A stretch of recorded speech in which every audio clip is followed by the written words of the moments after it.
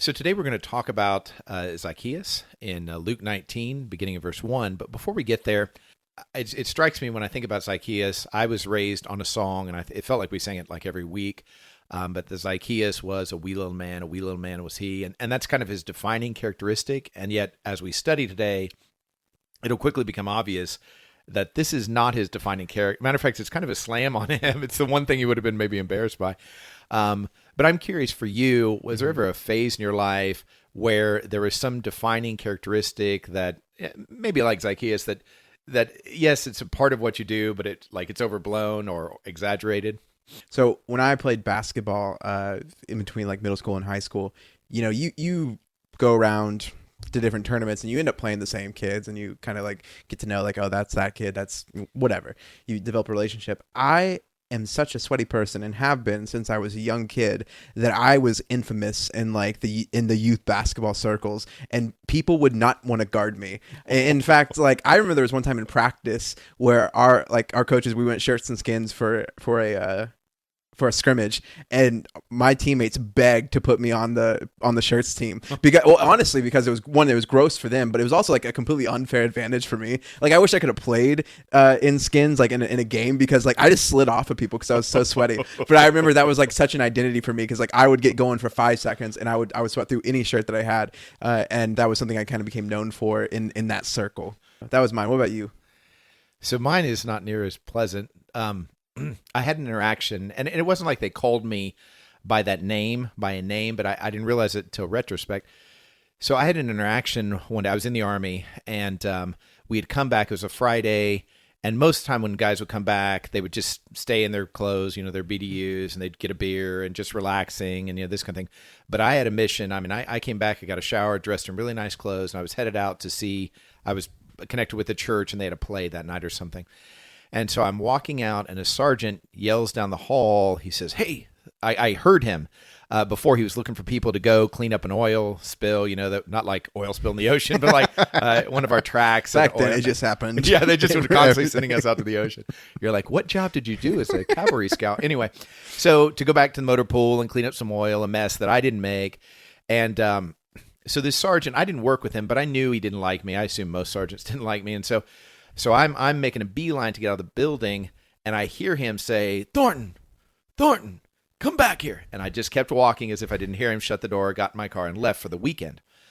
So I get back Sunday night. Monday morning, our PT is like 6 a.m., and so I'm up at whatever it is, 5, and I'm hearing, like a lot of energy, because usually we're exhausted. Mm-hmm. And it was like, Thornton, everybody knows you cussed out that sergeant. And I was like, I didn't cuss out that sergeant. Like, I didn't even talk to that sergeant. Like, mm-hmm. And I was still pretending I didn't even hear him, kind of thing.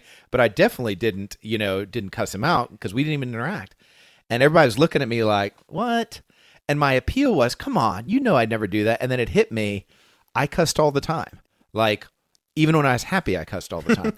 And so it was not a leap for them to imagine I'd cussed out this sergeant, which made me really sad that was like one of my defining characteristics. And to finish out that story, because if you do talk to a superior, a sergeant, then you're in trouble. I mean, they could take away rank and this kind of thing for that kind of insubordination. And he overplayed his hand, because when we got in there, he wasn't in the room, and they're like, did you do this? And I'm like, first sergeant, I didn't. I mean, I promise you, this didn't happen. And then they all start laughing, and I thought they were mocking me, but they were actually mocking the sergeant, because they were like, can you imagine a PFC cussing you out and you letting that stand? Like, that PFC would be on the floor. So they're making fun of him. That's a good point. And so they said, why don't you here's what we're going to do. We're going to act like this is really serious. And when he walks in, you apologize as if you're begging for your life. And he's going to talk some smack. And then he'll say, okay. And then we're going to let this go. But the sense was, he's the joke in this story. And so it went down just like that, That's awesome. So, but anyway, it did make me sad. I'm like, man, I must cuss a lot for that to be believable, That's good. Hello, my name is Connor. And I'm Jason. And you're listening to the Amazed and Perplexed podcast.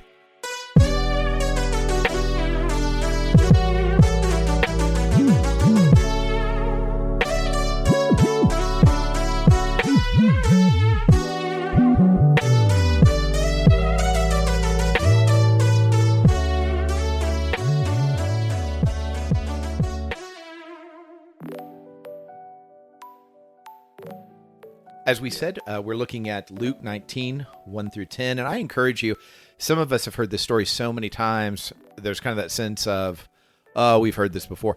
But really be asking yourself as you hear this, what is amazing about this? God, will you show me something amazing? God, will you show me something that's perplexing? And really, as the kids would say, not the kids now, but the kids when I was a kid, put on your thinking cap, as it were. There you go. That totally redefines. I wish you just left it as like, as the kids say nowadays. You're like, he's more out of touch than we anticipated. So, verse 1. Jesus entered Jericho and was passing through. A man was there by the name of Zacchaeus. He was a chief tax collector and was wealthy. He wanted to see who Jesus was, but because he was short, he could not see over the crowd. So he ran ahead and climbed a sycamore fig tree to see him, since Jesus was coming that way. When Jesus reached the spot, he looked up and said to him, Zacchaeus, come down immediately. I must stay at your house today. So he came down at once and welcomed him gladly. All the people saw this and began to mutter, he has gone to be the guest of a sinner.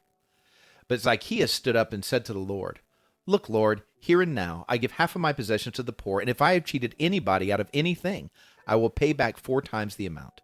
Jesus said to him, Today salvation has come to this house, because this man too is a son of Abraham. For the Son of Man came to seek and to save the lost.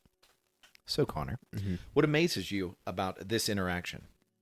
So what amazes me is that Jesus seeks out Zacchaeus without any sort of repentance from Zacchaeus at this point. He is actively trying to engage and have a relationship with a known sinner, and there's all that we see, all the evidence that we have up to this point of Zacchaeus moving forward is that he wants to see Jesus walk down the street. And it's just it's incredible to me that Jesus doesn't need anything from Zacchaeus. I think so often we think about who does Jesus want, or how do we reach people, or how do we get people to see Jesus or get people to have a relationship with Jesus? And there's this sense that we have to get them to a certain place, whether that be in the past, whether that be a legalistic, they have to dress a certain way or hang out with certain kind of people, whether it be in a modern sense of, well, they have to have a certain disposition, or they have to have a certain heart position, or they have to be ready in this specific way.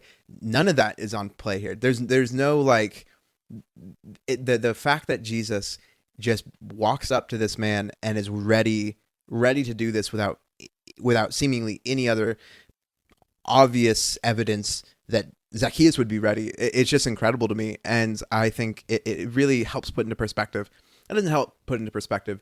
It helps remind me that my preconceived notions for how Jesus wants to reach people, he always knocks those down over and over and over again. That is, yeah. And the thing that I'd put out in front of us that I'm remembering is, first of all, he invites himself, which that's a whole nother dynamic, that on my list of Amazed and Perplexed, that's probably number 4. You know what I mean? So I won't even get to that, but how presumptuous. But when you go to somebody's house, this is not simply saying, hey, I got a bite to eat. This is when they say broke bread together, there was a sense now of community and connection. So Jesus asked, the reaction of the crowd is completely proportional to the social standard of when you go eat with somebody, you are saying you're part of them. Yeah, it's a political act. It is. It had become one. Now, I think he's pushing back against that in the way he does, where he acts like it's not even an issue. Sure. But then when you look at the ramifications, you're like, oh, man, what happened here?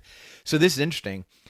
The thing I love about the way we process this is I rarely get to what I initially thought was going to amaze me, like in the reading. Yeah. I'll be like that, and then you'll say something or something else will spark.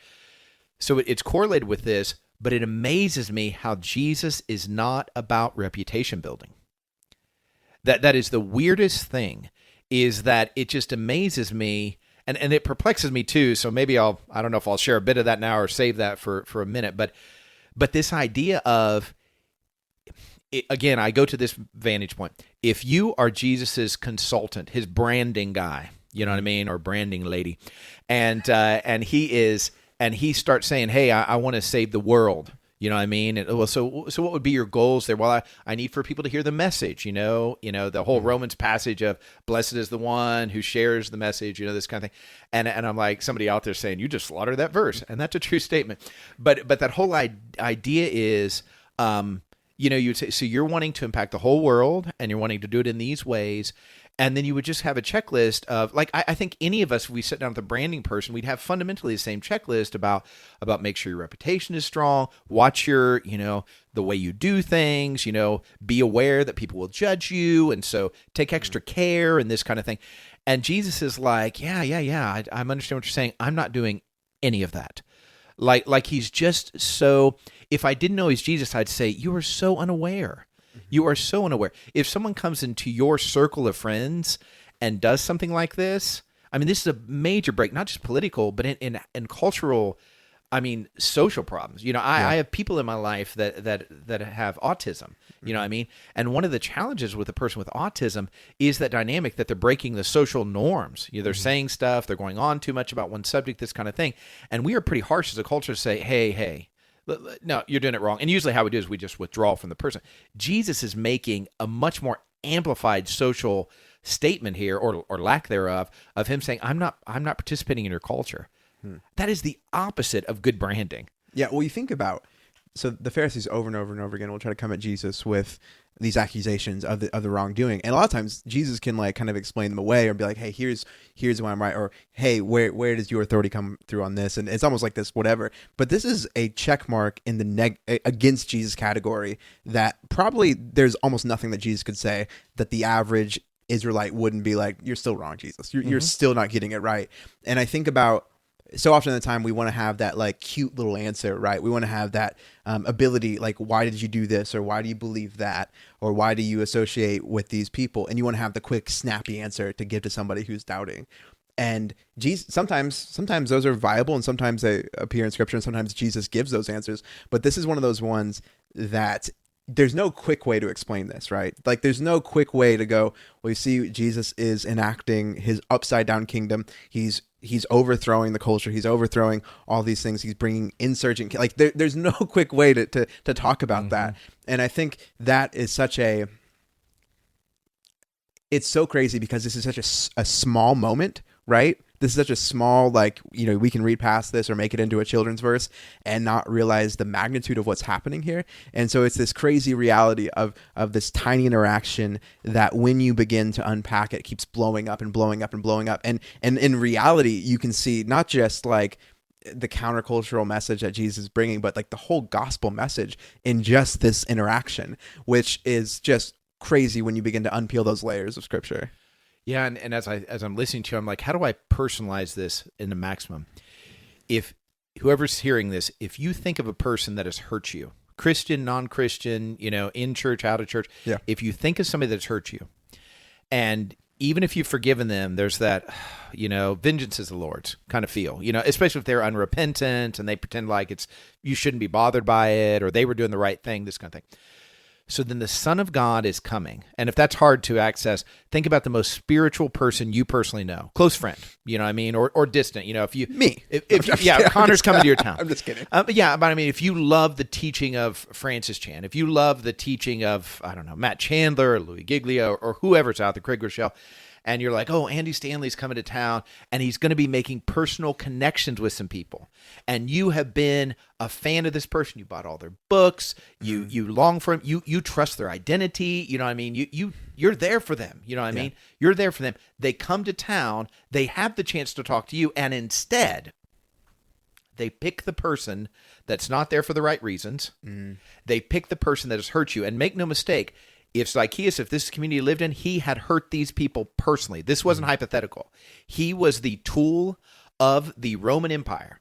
He was the face of this. In our Amazed and Perplexed group, you referenced this the other day, that you have this big government identity in Roman Empire, but it's going to be the soldier or the tax collector that's local that is the face of all the pain. The face of oppression. And it's not some Roman citizen from far off. It's somebody who was in your community, somebody that you would have known before. Right, exactly. And you might have known, man, we were friends with the Zacchaeus family, whatever his last name was, you know what I mean? Wee Little Man. Yeah, the Wee Little Man family. Zacchaeus So Shorts.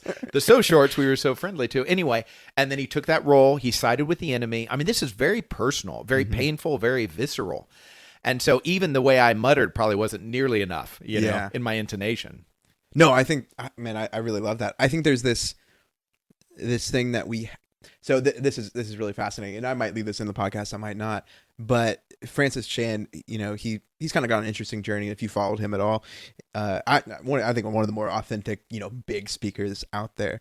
But a couple years ago, he started speaking at charismatic conferences, and he grew up and came up in the Reformed tradition, and so these people that he had kind of been doing ministry alongside of, who he had been doing this whole thing with, began to just really trash him. He ended up in a picture with Benny Hinn, famous prosperity gospel kind of guy. He ended up with these pictures of these charismatic people that his friends had mocked for years, and people who had, nothing good comes from this movement. Nothing good comes from these people.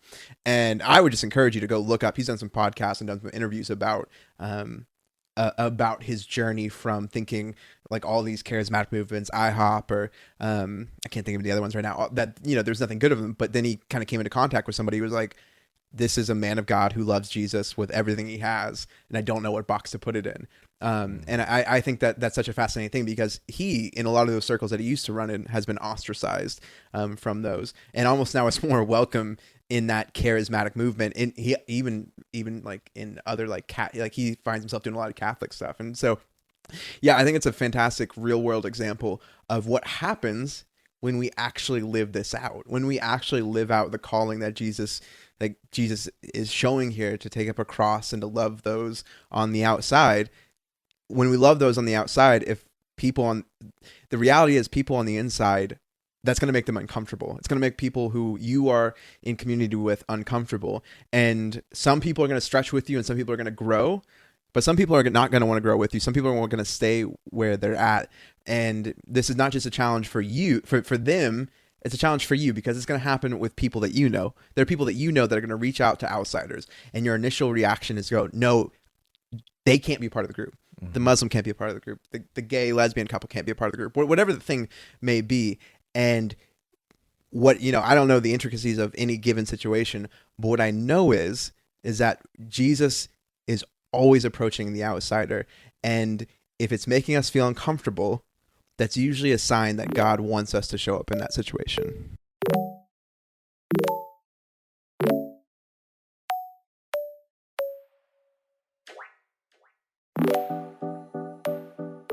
We don't know everything that's said in this conversation around the dinner table. Based on what I see, how I see Jesus interacting with other sinners, like known sinners, there's not a heavy doctrinal, hey guys, for this to continue, it's got to happen this way. Woman caught in adultery, woman at the well, the woman that comes in and washes his feet with her tears, all these. And it's interesting, those are all women, but even the apostles present, you know what I mean? Clearly there's so much immaturity there and so much arrogance there, and just human stuff, they struggled with. And yet he's not constantly saying, look, guys, pull it together. You know what I mean? We're supposed to be apostles here, right? You've got thousands of years of Christianity riding on your shoulders. So it's this interesting thing. But so you have to assume he's not doing this hardline lesson. And Zacchaeus comes so strong with big sacrifice. Yeah. And here's the question I wondered to myself then. Jesus says again and again, I don't do anything unless the Holy Spirit tells me to do it. Now we don't typically believe that's true for us. We believe I base everything on something somebody taught me, maybe some stuff I learned on my own, and I better say the right thing here. Even now I still struggle with that. I believe that what happened there would happen more in our life. What happened to Jesus and Zacchaeus would happen more in our lives if we would depressurize and say, I'm in Zacchaeus' house, and this is God's work. I'm sitting with a person that thinks totally different than me on doctrine or sexual orientation or the way the world works.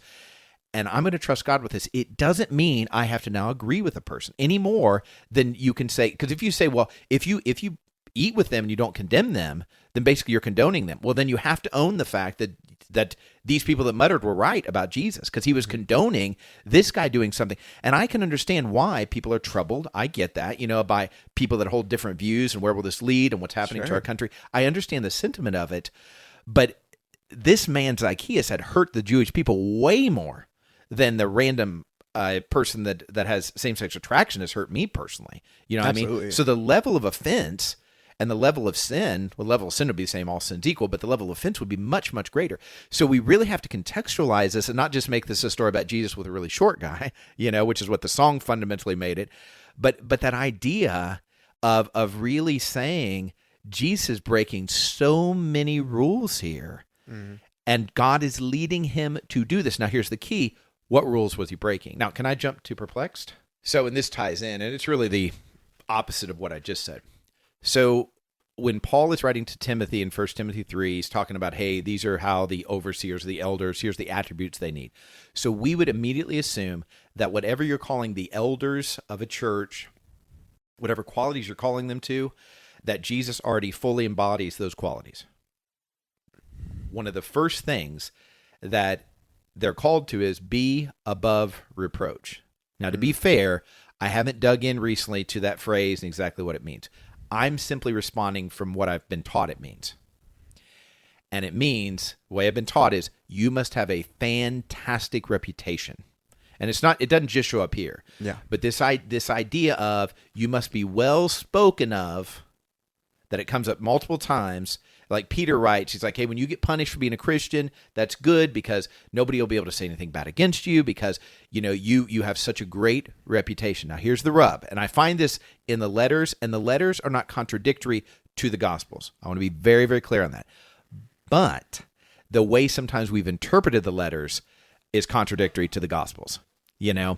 And a lot of times we've required the Gospels to live up to the letters, where it's certainly. actually the letters are manifestations about how the gospel lives out in these individual situations that happened in Philippi and Ephesus and so on.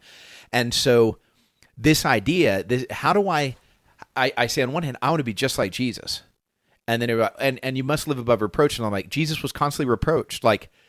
And that's, I don't know if I've ever heard it used that way, but he's so reproachable based on the cultural standards. Right. Yeah. Below reproach, above reproach. Yeah, exactly. And I think this is a conundrum for me. Because part of the reason why I will hold back of moving into something that I get the sense, man, I think the Spirit wants me to move in here, is because then I have to explain myself. And not just because I'm a minister, a paid minister to church. My church is very kind and forgiving and grace-filled, and ultimately we all want to learn together. So I'm privileged in that way. But to anybody else in my world, it's like, okay, it's an interesting dynamic even right now. Tulsa race massacre happened. It's 100-year, centennials coming up in a few weeks. And I was at a thing with the governor last week, and they had this really compelling presentation about how they are really wanting to honor and just provide support, for those that are deeply affected by this. And honestly, if you know the story, you are deeply affected by it. But even saying something about that will bring me reproach from somebody. If I came out really strong on Facebook and I said, hey, I just want you to know, I really believe that we need to be honed into the fact that many black people feel like their lives don't matter to us. That alone, I'm reproached. Even though I think that is such a common sense thing to say if you relate to anybody, not just black people, but people of color in general, what I mean? But I just know, okay, what's the best I can do here? And I'm like, okay, so is this cowardice on my part? Because I want to try to be open to that. Sure. Is this wisdom on my part? And then Jesus goes and does something like this, and I'm like, I don't even know how to frame my experience anymore. So the question I have, I do not have an answer to it. That's a phenomenal question that I would like to do some study over. Is who specifically in the letters, what the context is of above whose reproach, right? Like that I think that would be the question. And my assumption, like there is a community aspect of it, but I'd be interested to dig a little bit deeper when you get into the context. Is that yes, community based, but it's also the further level above that, God or whatever the thing would be. And again, I think it gets to. I wonder if it gets to, and this is all speculation, which I know I get in trouble for a lot.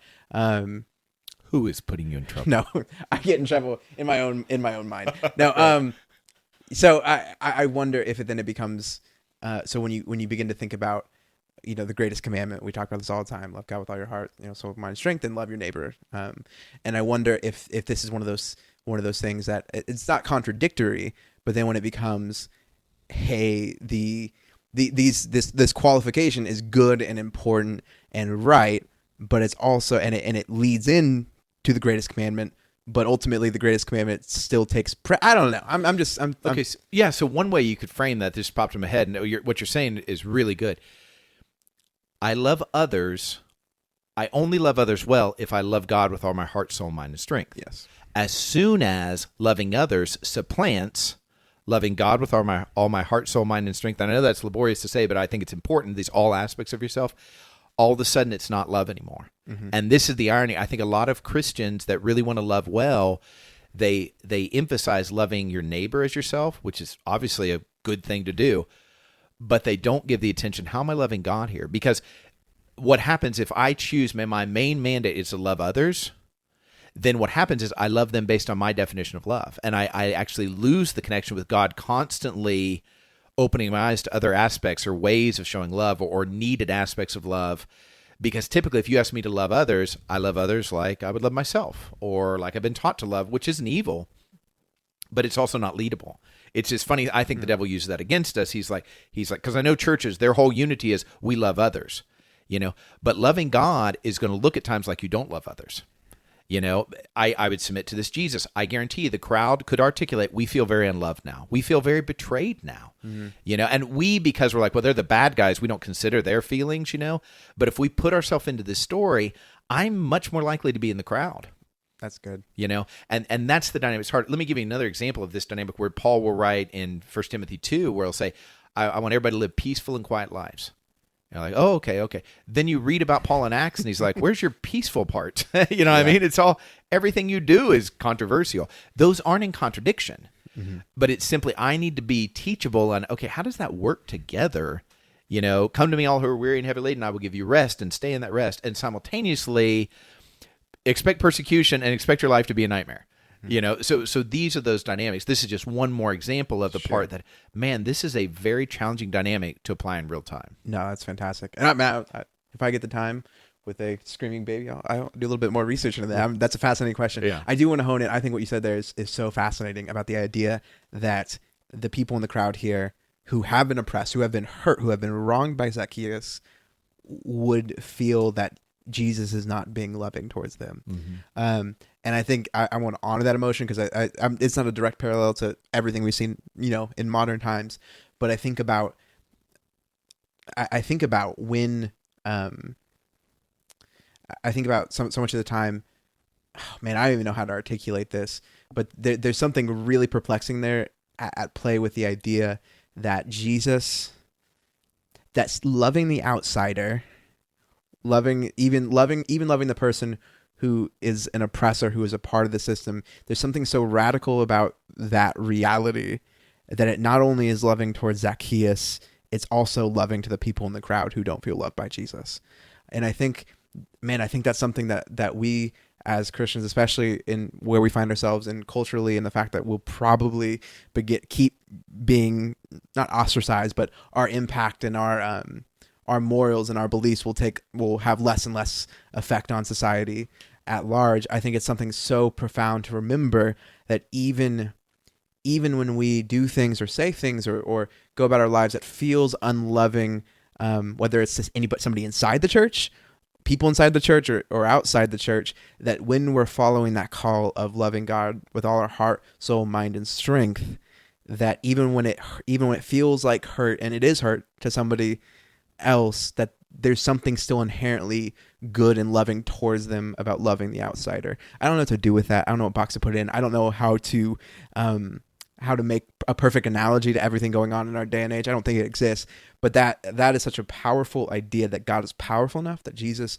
is powerful enough, that even when we feel the what we would consider very legitimate hurt of somebody loving somebody, I don't know what to do. There's so much there. There really is. And one thing I do want to say about this idea of perspective, because you made a statement that I totally agree with, but I just want to add a caveat.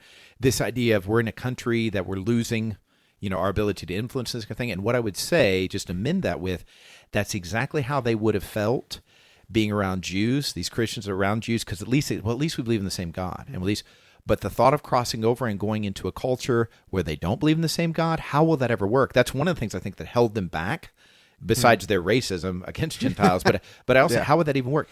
And God has a way for this to still work. So it's not defeated, and I know you're not even communicating that, but we used to be, our culture used to be, well, when a Christian says it, well, they'll defer to the Christian, and we've lost that. But anytime you lose something that maybe did work for God in the past, that means he's opening up something new. Yeah. And so we are crossing over to a more I know we're Gentiles, but into we're in a transition like the Jewish church would have been. We've learned how to do it in this Jewish culture, and now God's calling us to a totally different culture. And I think that vantage point is really helpful to me, so that I don't get discouraged all the time, or I feel like, oh, I'm losing God in this culture. No, I'm not. Yeah. I'm just losing maybe the methodologies that used to work in this culture. God will give me new ones.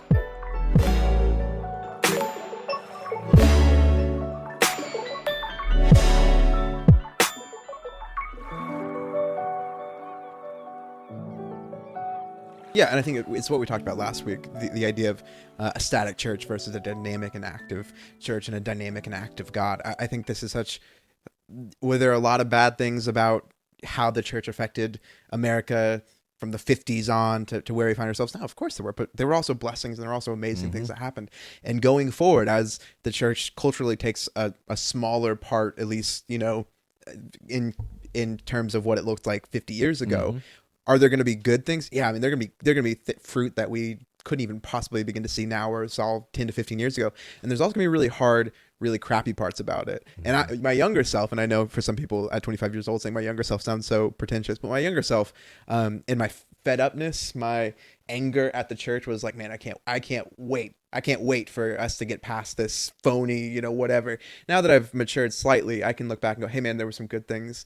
And there was a purpose for that season. There was a purpose for that time. Just like coming forward, it's not all going to be roses. It's not all going to be perfect, but there's a reason for the coming season. And for me, that gives me a lot of peace and a lot of hope and a lot of excitement. Because if I was trying to repeat the beats of what happened, from the 60s, 70s, 80s on, 1, I wouldn't be good at it. 2, would be boring. 3, it wouldn't work. And that's good news to me. So absolutely. What perplexes me? So I think there's so much that happens here, and Zacchaeus gains salvation. Yeah, Jesus talks to, Jesus has this interaction, has this culture-defying political moment of having dinner with Zacchaeus. Zacchaeus also gives away, is it half of his possessions? Zacchaeus gives up half of his possessions. How does that work? Right? I want to know, because this reminds me so much of our time we spend with the rich young ruler. What are the mechanics of Zacchaeus giving away half of his stuff? Has he been thinking about it before? Has he felt guilty about how much stuff he's gotten and this was a final push? Was this something that was there a missing part of the conversation we don't get here and Jesus prompts Zacchaeus? Is this just something that Zacchaeus, out of his excitement and love, there seems to be a big part missing, because getting salvation should be the biggest thing that happens here. But in my very human brain, in my greedy brain, I have to know, what is it? What's the thing? What's the occurrence that brings about Zacchaeus being so otherworldly generous? What takes him? I mean, I know it's Jesus that takes him from being a greedy part of the oppressive class, traitor to his own kind. And then I get, okay, now he's saved and redeemed, and he's a friend of Jesus. But how does he also conquer the greedy nature, right? I think we all have that reality. Sometimes when we got saved, maybe, and this is part of my story, Jesus liberated me from some sin patterns. When I got saved, I felt a lot of relief in some areas, and then other areas there wasn't, right? There wasn't that relief. There wasn't that ability to go, hey, I'm free from that for good. I'm saved, but I'm also, free from the temptation or from the draw. And the draw for greed for Zacchaeus, I mean, it's obviously off the charts, right? To be a traitor to your people, to side with the people that are oppressing your friends and your family. Man, I want to know what the mechanics of that, how this happened, and what it was like for Zacchaeus. Was he slowly realizing that greed had become this idol, or was it this? I just want to know, and I just want to know. Yeah, I'll tell you that's. This is like what you were saying earlier. Okay, now I've got 15 ideas. What's this do with? Yeah, and it's interesting. If you sell half or give away half, and then you pay back 4 times the amount that you've cheated, that now you're in the, unless he's the one good tax collector that didn't cheat anybody, you assume their anger is because he cheated, not just because and he's the chief tax collector, so he's been doing it a while, he's good at it. And we wouldn't assume that that's approved by the people in the way they mutter, you know what I mean? Yeah. And so, I mean, he's bankrupt. And what's interesting is when you were saying that, it popped in my head, this is Luke 19, Luke 18 So we don't know the time differential, but he's traveling, so it might be days, getting to Jericho and everything, but he is, or maybe, yeah, that's right. He's coming in. But this idea of, it's just the chapter before they talks to rich young ruler. So this was days later. And I wonder about the apostles, and we don't even have them in this story. It's interesting. They don't show up in this story. It's almost like they're there, but not with him. Like, he doesn't say Jesus and the apostles went to the house. In my memory, It's just Jesus. But these guys aren't going to forget, because it was jarring when Jesus says how hard it is for the rich to enter the kingdom of heaven. Like, oh, we give up everything, and like, and Jesus like, yeah, God's going to provide, brothers and sisters and mothers and fathers, this kind of thing. And so now here you have a guy that didn't get that edict, if you will, go sell everything and then you can follow me. And he's giving away everything, fundamentally. And how does that even work? And it's like, for me, if I were Jesus, I'd like, hey, brother, I appreciate the sentiment. You still got to eat. You know what I mean? You got people, servants, obviously, that you're employing and this kind of thing. And so it's an interesting dynamic. If you dig down into this, he's bankrupt and now he's in debt to these people. You know what I mean? Now the assumption is you keep making money, but the assumption also is he wouldn't cheat people. So there's his profit margin, so how's he going to dig out of this hole? And I don't know. I just think that is, it really produces some now logistics. You're like, how do you apply this? No, I think I didn't even pick up, my memory wasn't good enough to remember that it was a chapter before when that happened. But I think about, okay, if that's the case and it is happening, a couple days apart, and, we weren't meant to read these in chapter breaks. We weren't meant to read the Gospels in chapter breaks. What is Luke trying to get across here? How detrimental can wealth be? How detrimental can greediness actually be? I think that just, it's one of those things we like to ignore because, at least I'm not exorbitantly wealthy, and I'm pretty sure you aren't. But it's like we talk about in comparison, we live in America, and to 99.9% of human history, we are extravagantly wealthy, more wealthy than almost anybody. And even in modern standards, we're more wealthy than most people who exist on planet Earth. Mm-hmm. And I think about what Jesus is trying to get across here. What is, do I treat the danger of greed as seriously as Jesus seems to treat it? Do I treat it as such an active and real reality? And do am I properly putting myself right? Am I putting myself in the right place in the story? Am I putting myself in the right place in this analogy? I think we talked about before, I can be the person in the crowd being like, geez, you're talking to that guy. But I think just as easily I can put myself in the shoes of Zacchaeus and saying, Connor, you are extravagantly wealthy. And yeah, man, I don't know. I don't know how to do it, but it's so clear when you line that up, when you line up what happens here and the order that it occurs. It's so obvious that Jesus is trying to communicate the seriousness of greed. Mm-hmm. I'll end my part with this. We've had people over the years tell us, and somebody directly said it this way, but many people have told us the basic sentiments of this is that, look, the whole world is changing. I want my church to stay the same, And they were taught at one point that that's what good church is. Church that hasn't changed in decades, basically since they were born, And that leads to this false thinking that if you interacted with Jesus, it would make your life smoother and easier.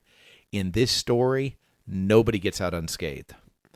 It's not good to be the person in the crowd and feeling like, oh, I'm at odds at Jesus. I'm judging the Son of God. I'm angry with him. I don't feel loved by him.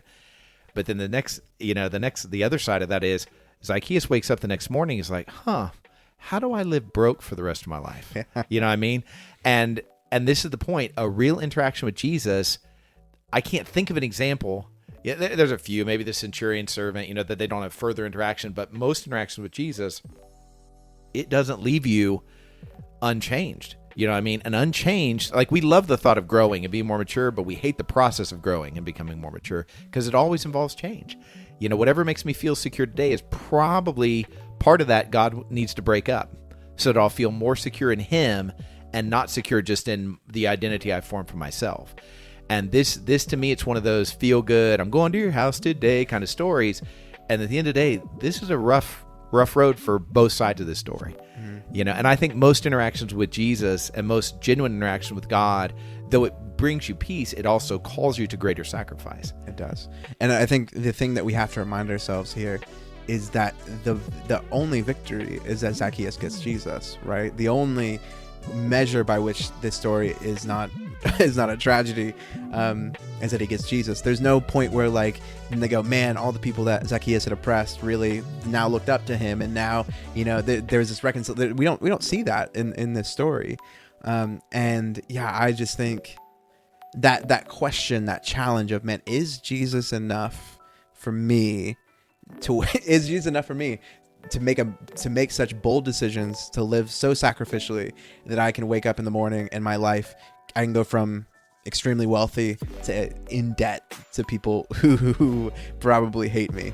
And that might not be the road that Jesus calls you to, but are you willing to? And for Zacchaeus, it seems like he takes it on with joy.